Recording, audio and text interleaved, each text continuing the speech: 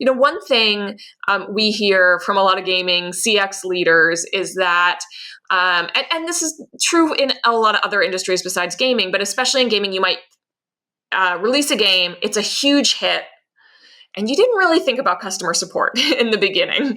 And so customer support is a little bit of an afterthought, and it can be kind of haphazard as a result. It's not necessarily getting the development resources that other parts of the firm are getting.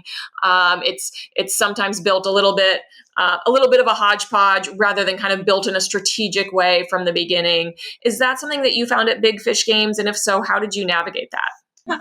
Yes. And a lot of times, I think what's kind of important here is you don't know if the game's going to be a hit, right? So, especially when we were going into new business lines, new spaces, we didn't want to like over engineer everything, right? So you kind of start lean. You do a lot of times. We had the benefit of having a very established process for our PC Mac downloadable games business. So we could take some of our learnings and some of our processes, but didn't want to put so much time and effort for a game or a type of game that didn't end up taking off. So at first it was a lot of, okay, we are going to Slack the producer, the QA team that's working on this game, and it'd be a lot of communication directly with our counterparts and other teams supporting that game.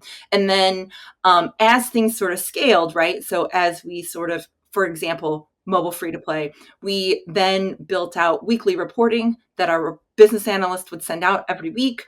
As we, for example, with mobile free to play, as we kind of got more up to speed, got into a more regular cadence, and we were releasing more games in that space because that was the direction the business was going, we put into place weekly reporting that got sent to all of the free to play product managers, game producers, and QA leads.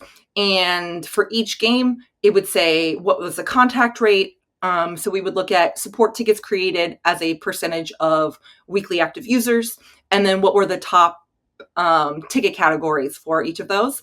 And then we'd call out anything specific in the sort of email that got sent out. So every team was getting sort of an update from support on what was happening. And they had sort of targets around, and our team did, around what contact rate should be in terms of being able to control sort of costs and what was considered sort of like product quality wise acceptable. And so that was really helpful. And once we got to that point, to have that go out every week.